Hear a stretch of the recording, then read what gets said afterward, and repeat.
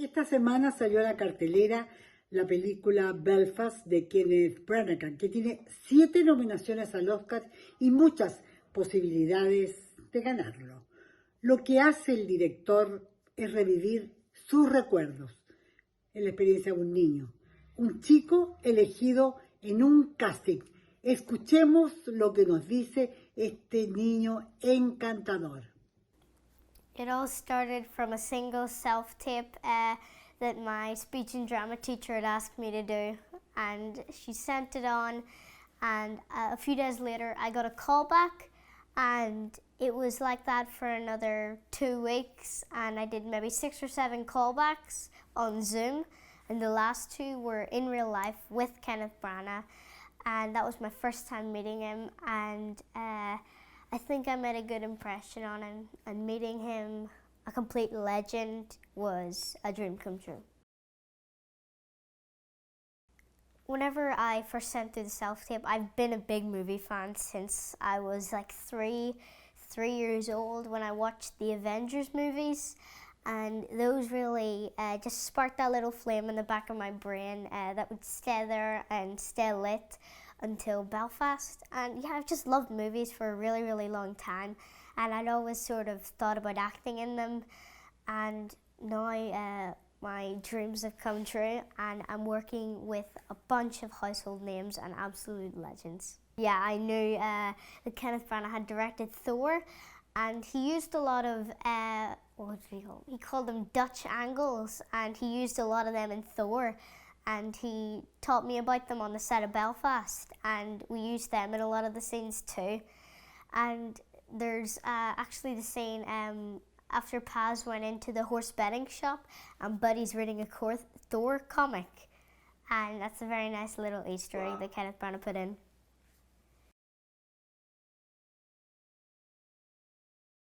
Well, I remember during the early audition process, he sat me down and he told me a bunch of stories from his childhood and sort of what sort of character he was like. And I gotta say, me and Buddy can relate a lot. We're both massive football fans, although the teams that we support can beg to differ. I'm Liverpool and he's Tottenham, so that's that. And we're both massive movie fans as well. And I just loved talking with Ken there, and I'm pretty sure someone had to come in and make sure that we were actually doing something because of the time it took. We talked for about 45 minutes, and I loved every single second of it. Definitely, yeah. I loved playing football with the rest of the cast, and Jamie's not too bad actually. He's quite all right. Yeah, he's all right. Not better than me though. I'm much better than him, but he's all right. Ken was very good, I have to say. As soon as he got the ball on his foot, he was juggling, doing around the world, and it surprised me how good he was at football. But I was obviously better. I was the top #1 player. I love binge watching shows and watching movies with my family on a Friday night. And me and all my friends go to a local football club. And I'm pretty sure we're doing good in the league right now. I haven't been in a few weeks. But yeah, football is just another one of those big things that distracts you from reality so you can sort of get into the game.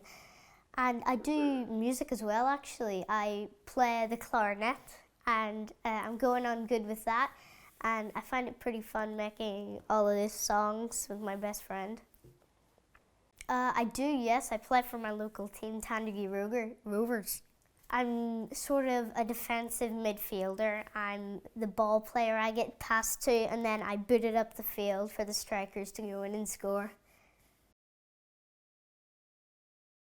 Well, when the car pulled up and I went outside and Ken told us about the set, it was like they'd picked up a street from that time and just plopped it down on this private airfield that we were filming on.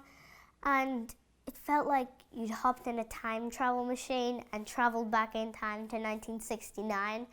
You felt like you were there, like everything was on point, the rocks, the bricks, the little scratches on the doors, and yeah, Jim Clegg did an amazing job with the set design.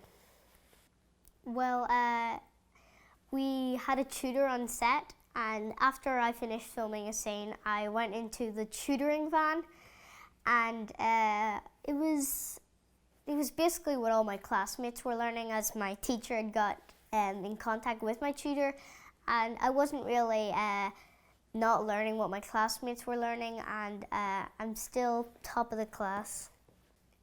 Probably meeting with all of these amazing actors and legends and becoming best friends with them and seeing them every week or so is probably what I love the most.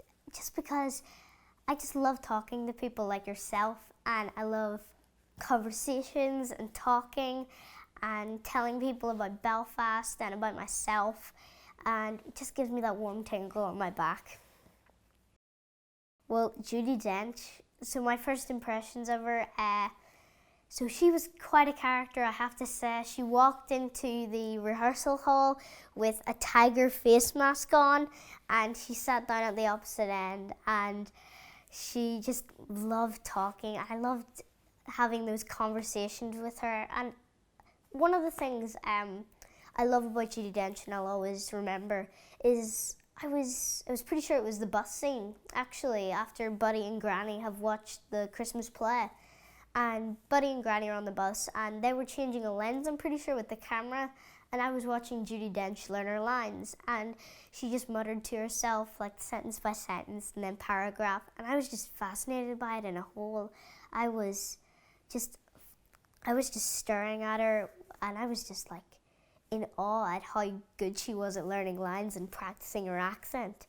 And I've done that for the rest of Belfast, and it really helped me learn my lines.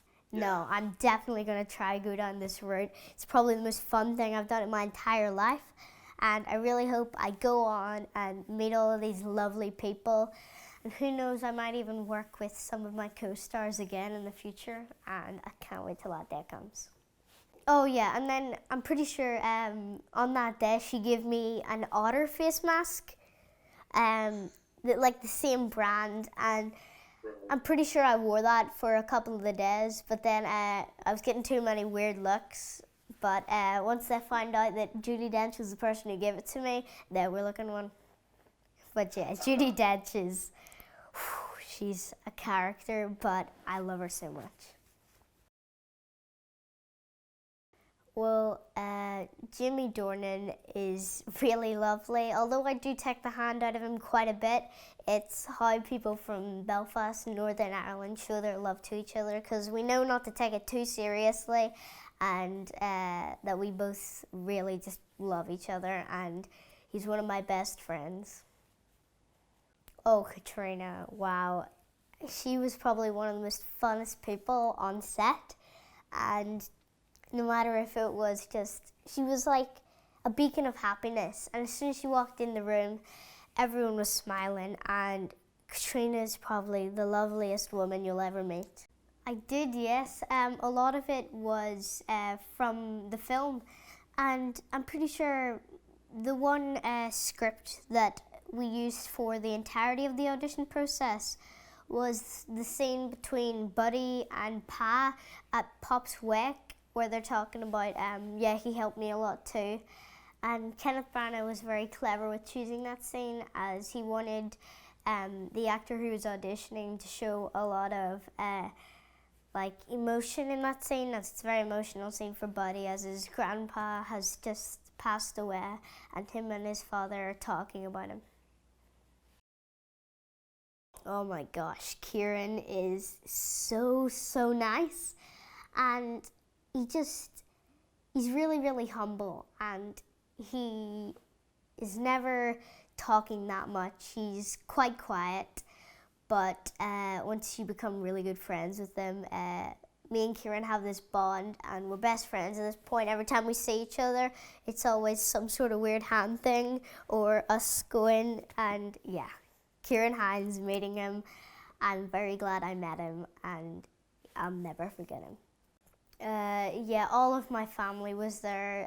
My mum, dad, my sister, my brother, and my nanny, and they were all crying by the end of it. Even my brother, he loved the film, and he wanted to meet all of the other actors. And yeah, he's 5, so and he's quite smart for his age too. But seeing the entire city of Belfast, in shock of how good the film was that tad bit of reassurance that we all needed, that Belfast itself had spoken and said that it was a pretty good film. And that was a very emotional night, and I'm pretty sure we nearly started a flood with all of those tears. Todo lo que pudimos ver en la película fue efectivo, fue una realidad. Todo esto se vivió a finales de la década del 60, en ese momento cuando católicos y protestantes vivieron una sangrienta guerra fratricida, pero que iba más allá, quedarse junto al Reino Unido o ser independientes. Pero el director lo cuenta matizando esta historia con un emotivo homenaje al cine, pero también a la familia. Escuchémoslo.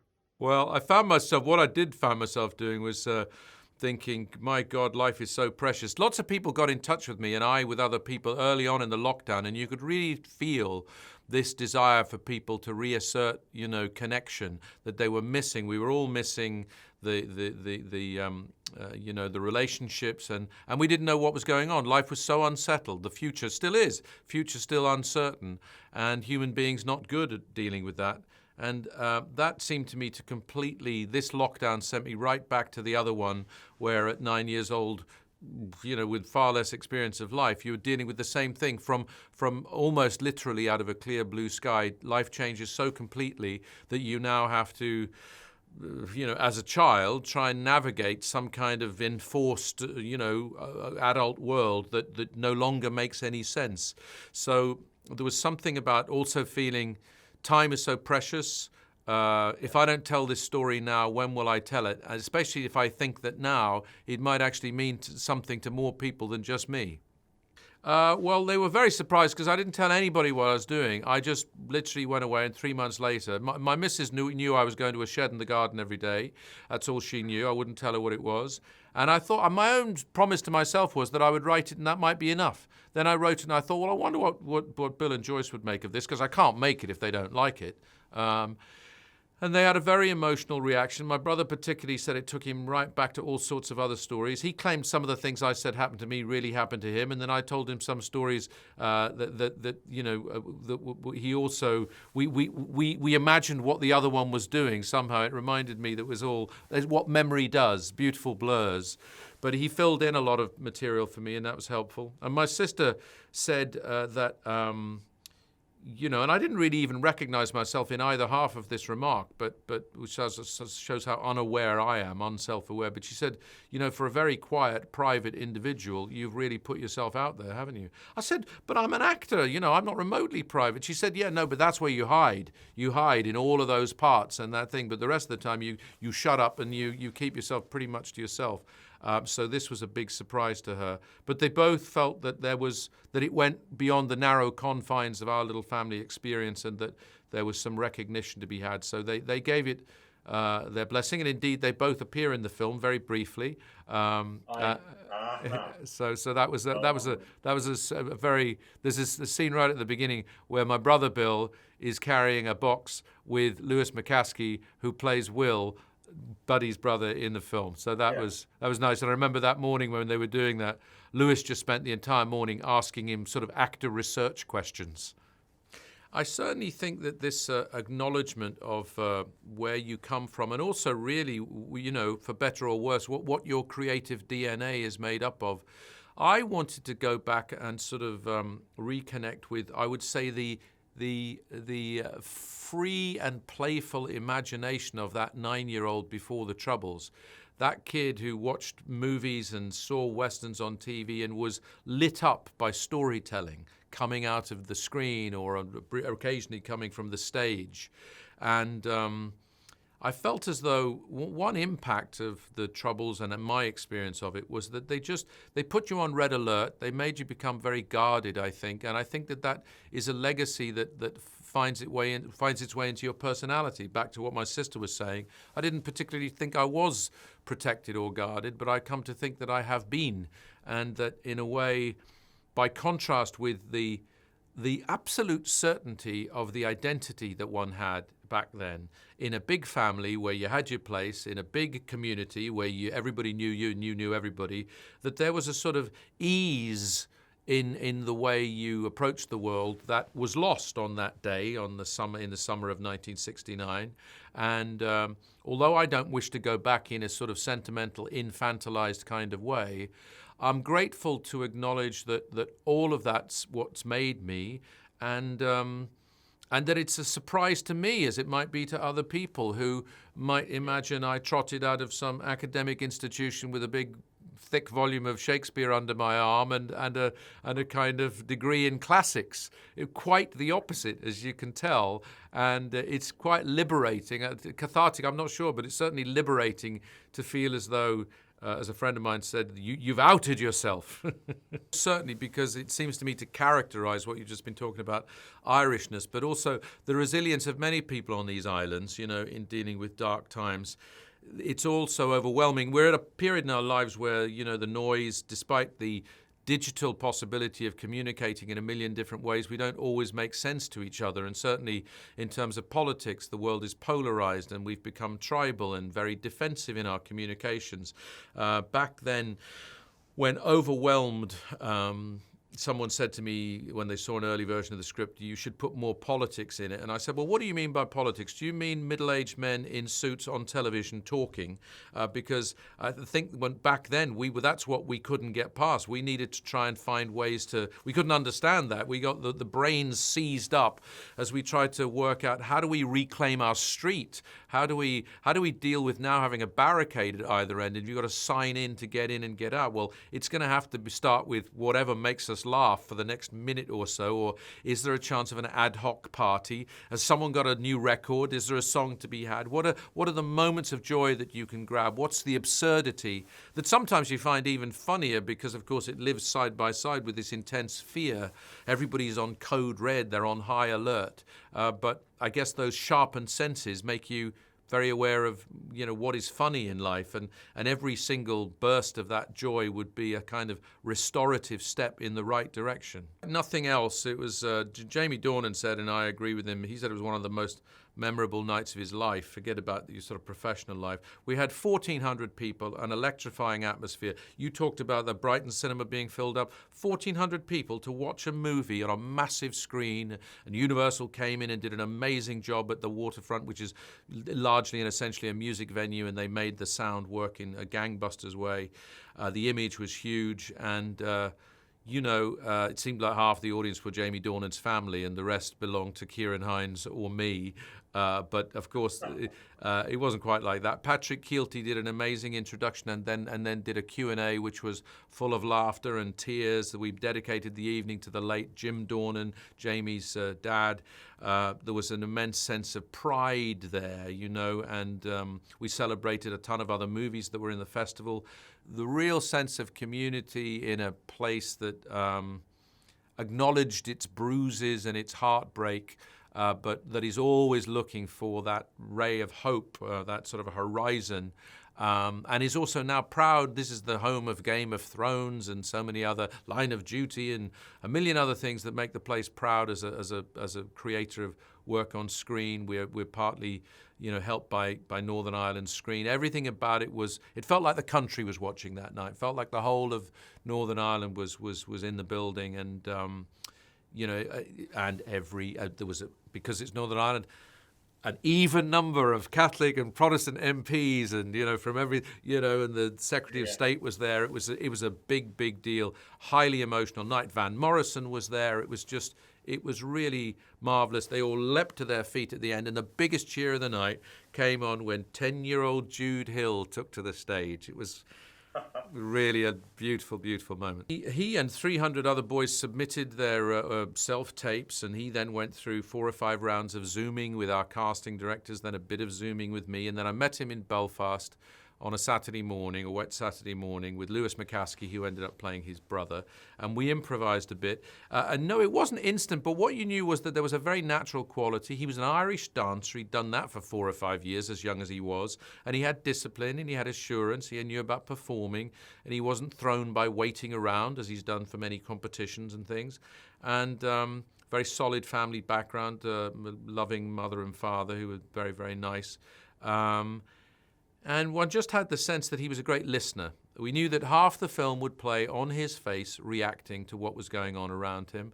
And I thought, if I can shoot this in a way that has us rehearse as little as possible. I mean, to give you an example, when Jude Hill in this film sees as Buddy the clips from Chitty Chitty Bang Bang, you are watching him react to the very first time he has ever seen anything from that movie. So he was gobsmacked. And next to Judi Dench, who was tickling him and whispering in his ear, and he was reacting with a sort of delirium that we capture. We see it, and it's the delirium of new chapters of life being written on the face of a 9-10-year-old, and that sense of the world opening up in him and on his features was critical to try and capture. And he stayed honest and true in the middle of that, didn't suddenly start trying to be an actor. What he was always trying to do and succeeded in was being present, listening, really listening, and watching very carefully the masters like Dench, at work. Well, there is a story to be told, I think. For now, I think I'm at that stage with the film where it has been quite the big personal journey, and it's a thrill that it's out there and people are responding, and I'm getting a lot of feedback from people's accounts of their own childhoods and their own families and everything. And it certainly gives me a lot of food for thought, I think maybe there is a story there. I guess I'll have to move quickly to make sure I catch Jude Hill before he gets too old and before he gets too expensive. Belfast está llena de mensajes: el apego a la tierra, a su tierra, el respeto a las otras ideas. Me encantó Judi Dench como la abuela. Las idas al cine con ella, las respuestas del padre cuando su pequeño hijo le dice que la niñita que a él le gusta era católica. Y él le dice, lo que importa no es que sea católica o protestante o siga a un Jesucristo vegano, lo que importa es la tolerancia a otras ideas, el respeto, algo así.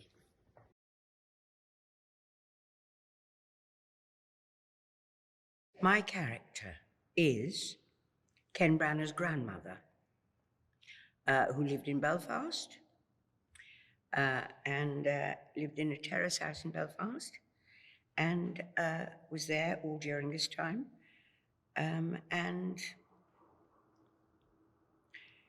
obviously adores her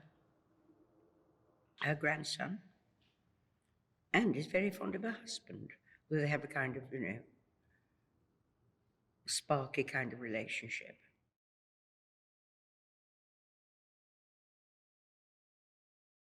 I got a message once saying, Ken is in a meeting and he wants to drive over and ask you about a part that's coming up. I said, tell him to just stay at the meeting. The answer is yes. And that is absolutely not even a made-up story.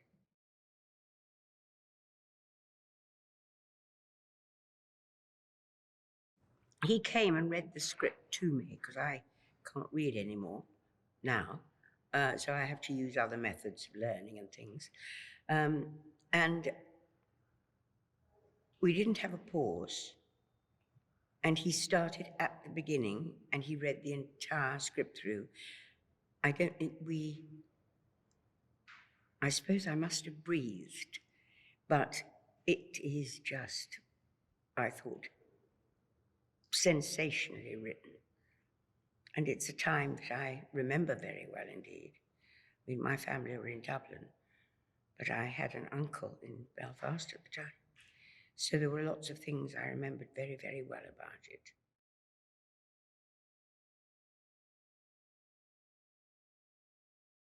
I mean, the thing about Kenny is that he actually has everything so marvelously prepared that there's never any waiting around and you just get on, you do it and things.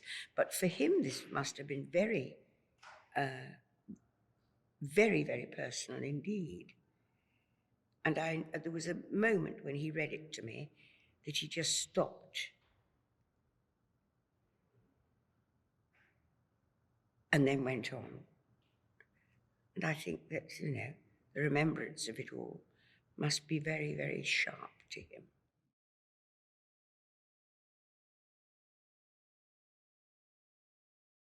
No, I would say it's a very, very personal remembrance of that time when he was a small boy.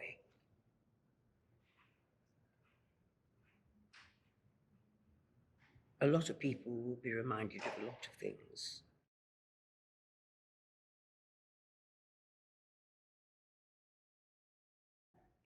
Jude and Lewis, well, I think I'll just hang around till they grow up.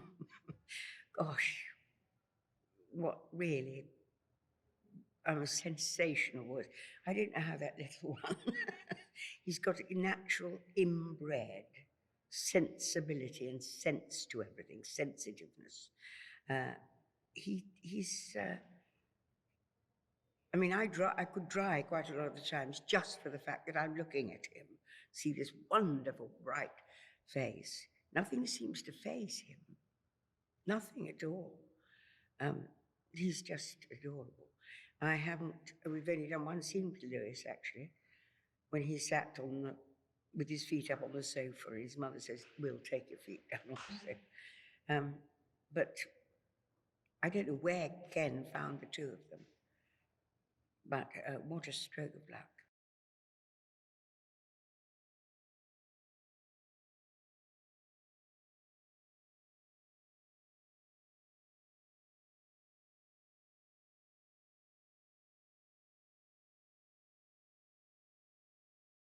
I play Pa, who is father to Buddy and Will and husband to Ma, played by Katrina Balfe. And I think Pa is ultimately a really good person trying to do right by his family. And he's, like everyone in Northern Ireland at the time, is sort of forced into this very difficult position of trying to make big life decisions that benefit the family and try to get through these very severe times that are happening around Belfast in 1969. But ultimately, he's trying to do the right thing for his young family, and so he works in the building trade as a joiner, and a lot of his work is bringing him over to England already. So then, when there's the opportunity to escape all the troubles that are happening in the north of Ireland, he takes that opportunity and tries to help his family.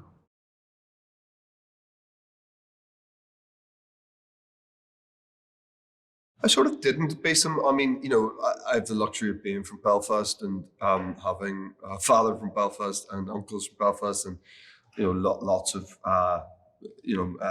men in my life and my mates' fathers, and you know, I feel like I've got a pretty good grasp. I mean, there's definitely elements of his character that I kind of associated with people that have been in my life in some way growing up, and yeah, I felt like I had a little bit of a head start with that in terms of shaping Pa, because I know what a man from Belfast is pretty well, you know, so that was helpful.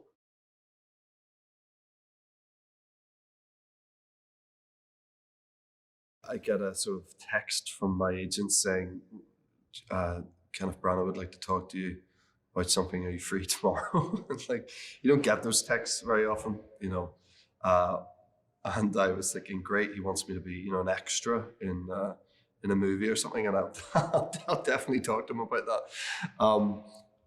So they sent the script, I think maybe that evening. It all happened very fast, and then suddenly I read this script. As soon as I saw the title, Belfast, I thought, oh, hold on a second, this could be something really, really interesting. Not very often you get a script sent, then the title is your hometown, and it's with such esteemed people involved in it, like Ken.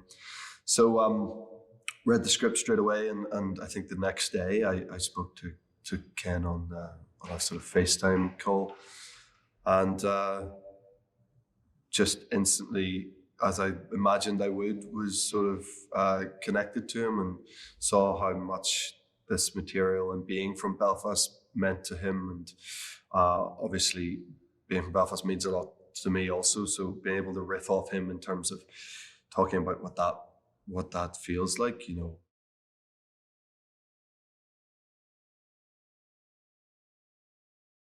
I felt a lot of pride, you know.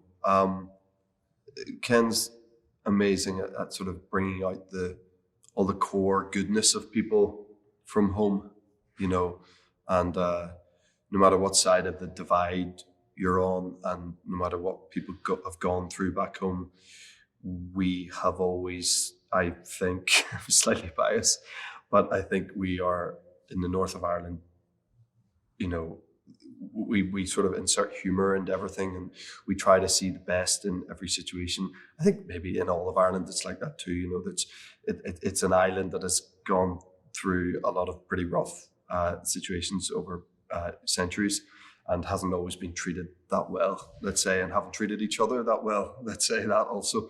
And I think we've had to sort of use humor to sort of combat that and get through those situations. So I think Ken really drew out that humor from the people there, which I really respected.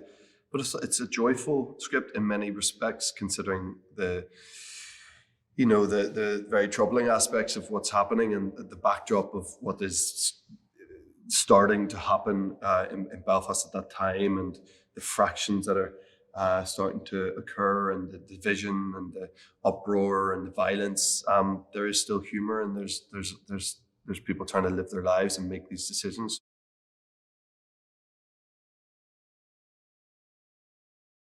I mean, I think it's in the best way, it's difficult to describe. I think it is kind of, Ken and I were talking about this on set the other day, about how I think it's going to serve so many people. You know, I do think like everyone in the family could watch this and get something from it, again, because it's joyful, but it's there's heartbreak in there. There's big themes. There's big decisions. There's leaving a life behind. But it's also funny. I think it's funny. You know, I think there's loads of humor in it. You know, I think it's sort of got this strain of like this very relatable sort of empathy throughout it. You know, and these decisions that are being made that. I think any family can imagine themselves in these situations, trying to make these decisions that are really tough, and leaving a whole life, the only life you know, and leaving that behind. I mean, it must have been brutal to make those decisions then.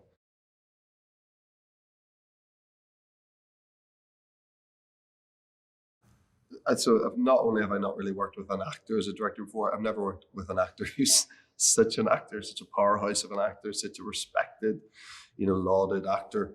And I've loved every second of it. And the benefit of that are so many and plentiful. But my favorite aspect of working with an actor as a director is he is so mindful of where your head's at all times as an actor.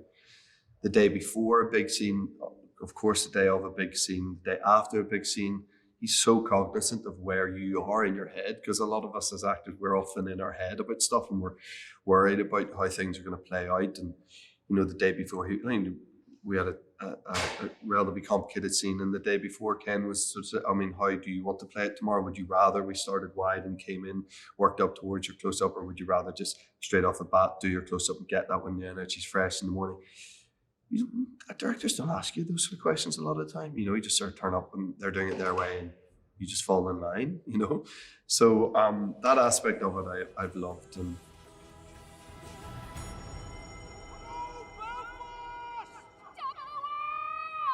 La entrevista no la hice yo, pero era importante conocer la opinión del director y también del pequeño actor.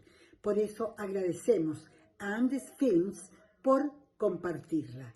Nos encontramos la próxima semana. Hasta entonces.